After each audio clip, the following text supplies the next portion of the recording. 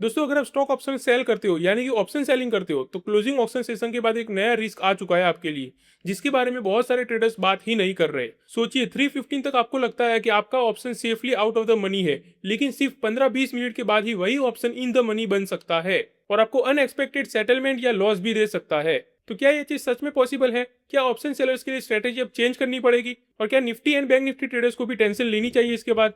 तो चलिए दोस्तों इस वीडियो के अंदर इसके बारे में बात करते हैं, जो कि आपके लिए जानना काफी ज्यादा इंपॉर्टेंट है। सबसे पहले बात कर लेते हैं कि आखिर चेंज क्या हुआ है। तो यहाँ पर दोस्तों आपको पता ही होगा कि 3 अगस्त 2026 से न्यू क्लोजिंग ऑक्शन सेशन हमें देखने को मिल चुका है, मार्केट के अंदर इंट्रोड्यूस हो चुका है, यानी कि इसको CAS बोलते हैं। और ये अप्लाई हुआ है दोस्तों FNO स्टॉक्स के ऊपर, और इसने रिप्लेस कर दिया है जो पहले सिस्टम चल रहा था 30 मिनट्स का VWAP, इसको रिप्लेस करके अब CAS आ चुका है मार्केट में। और इसकी वजह से दोस्तों ऑप्शन सेलर्स के ऊपर काफी बड़ा इंपैक्ट पड़ा है।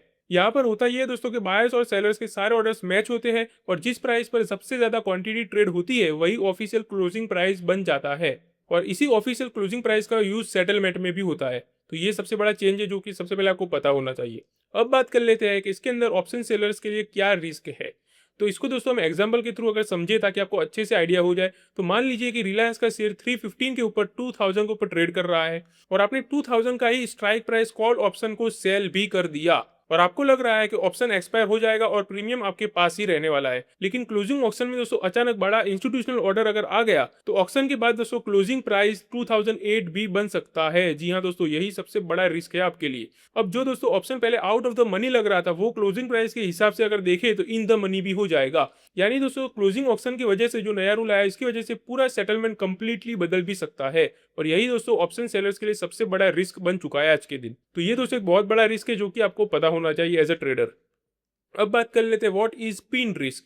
इस सिचुएशन को दोस्तों मार्केट में पिन रिस्क भी बोला जा रहा है। तो ये भी दोस्तों आपके लिए जानना इंपॉर्टेंट है कि इसका मतलब होता है कि एक्सपायरी के टाइम स्टॉक स्ट्राइक प्राइस के बहुत पास हो और क्लोजिंग ऑप्शन डिसाइड करे कि ऑप्शन ITM होगा या OTM। हालांकि दोस्तों ये रिस्क पहले भी था, लेकिन अब क्लोजिंग प्राइस ऑप्शन से डिसाइड होगा, इसीलिए लास्ट फ्यू मिनट और ज्यादा इंपॉर्टेंट हो जाते हैं आपके लिए। तो ये होता है दोस्तों पिन रिस्क। अब बात कर लेते हैं कि Nifty and bank Nifty traders के लिए क्या है यहाँ पर, क्या उन्हें भी इतना ही ज्यादा रिस्क बढ़ने वाला है उनके लिए भी? तो यहाँ दोस्तों एक बहुत बड़ा कंफ्यूजन चल रहा है मार्केट के अंदर। कई लोग बोल रहे हैं कि अब Nifty and bank Nifty option sellers का भी गेम खत्म हो चुका है, लेकिन आपको बता दूं दोस्तों कि ऐसा बिल्कुल भी नहीं है। आपके ऊपर डायरेक्ट CAS का इंपैक्ट नहीं पड़ने वाला, क्योंकि दोस्तों ये क्लोजिंग ऑप्शन सेशन सिर्फ एलिजिबल FNO स्टॉक से कैश सेगमेंट के लिए ही इंट्रोड्यूस किया गया है।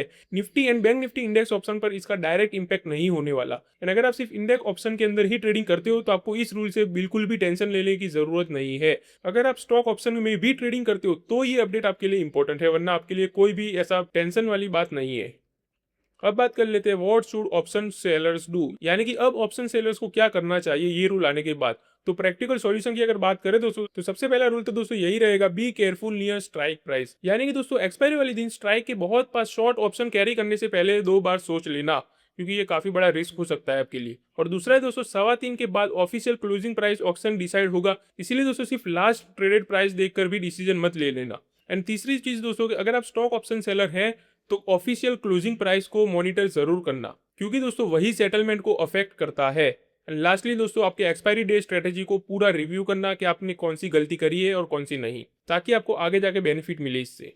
तो दोस्तों ओवरऑल अगर देखें तो क्लोजिंग ऑप्शन सेशन जो कि CAS ने ऑप्शन सेलिंग को इम्पॉसिबल तो नहीं बनाया अभी, लेकिन लास्ट के 20 मिनट की स्ट्रेटेजी जरूर बदल रही है। अब सिर्फ आपके लिए प्रीमियम देखना काफी नहीं होगा, क्योंकि दोस्तों ऑफिशियल क्लोजिंग प्राइस पर भी नजर रखनी पड़ेगी आपको। तो आई होप कि आपको सारी चीजें क्लियर हो चुकी होंगी इसके बारे में। एंड अगर आप ऐसे ही मार्केट में अपडेटेड रहना चाहते हो डेली, तो आप चैनल को सब्सक्राइब भी करके रख सकते हो। तो चलिए मिलते हैं अगली वीडियो में, तब तक के लिए हैप्पी इन्वेस्टिंग।